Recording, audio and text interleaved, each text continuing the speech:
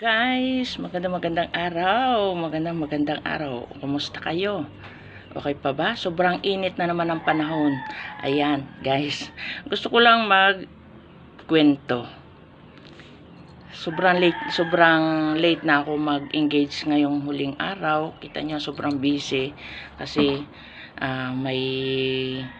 may pageant nga na sinalihan si Bunso, graduating pa siya. Tapos ang dami ko pang alagang manok, ang dami ko rin trabaho dito sa bahay. Medyo late na ako. And then, kwento ko lang sa inyo yung nangyari sa akin yung isang gabi. Hindi ko lang alam kung nangyayari din sa inyo ito.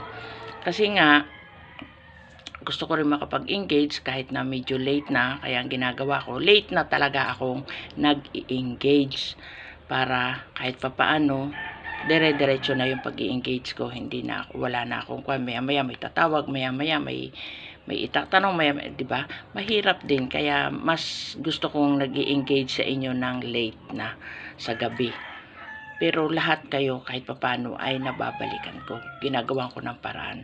Ito yung nangyari sa akin yung isang gabi. Nag-i-engage ako, and then nakahiga ako. Siyempre, gusto natin ipahinga yung katawan lupa natin. Kahit na tayo nag-i-engage, basta yung katawan natin ay komportable. Diyan nakahiga. Ako naman ay napaidlip, nakatulog ako ng hindi ko na naman namamalayan. Ay nakatulog din si Bunso, siyempre pagod din siya. Alam niyo naman, ang practice niya ay mula 1:00 hanggang 4:00. Ikaw ba naman ang 4 hours diyan na nagrampa, di ba? Kaya ganito, nang ako ay nag-i-engage, napaidlip ako. Yung cellphone ko, hindi ko na malayan na pababa na sa kama.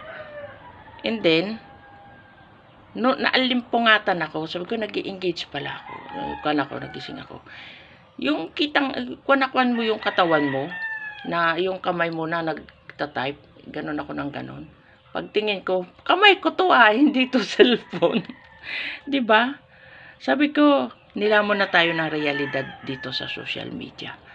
Kahit tulog, ginagawa na natin yung hindi na dapat, kasi nga pagod na tayo. Yung pinipilit na lang natin, pero kailangan nating ipahinga yung katawan lupa natin.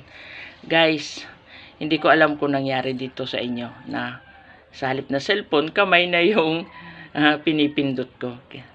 Dot pa rin ako ng dot. Pero, yun nga kasabihan, siguro sa sobrang pagmamahal natin dito sa ating trabaho, sa pagre-reels, hindi na natin namamalayan na papagod na tayo. Kailangan din natin magpahinga.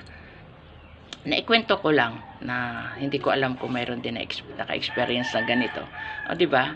Dahil sa sobrang pagmamahal natin sa mga kasama natin na gusto rin nating makapag-engage, gusto rin natin na mahatak natin sila pataas, kaya ganun yung nangyayari. Sana naman kung ano yung ginagawa natin dito, ipahinga din natin yung katawan natin, kasi mahirap po magkasakit, lalo na sa mga may thunders na nagkakaedad na, o diba? Yun lang po, naikwento ko lang. Comment nga kayo kung nangyayari din sa inyo na ganun. Kasi hindi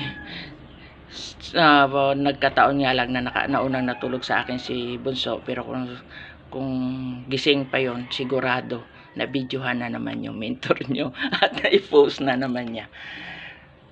Thank you so much at God bless po sa lahat ng bumisita sa bahay ko. Iwan lang kayo lagi ng bakas at sure, kahit papaano, mabalikan ko kayo. Yun lang po, God bless, mama. Ingat po tayong lahat, sobrang init. Mama. Chup chup.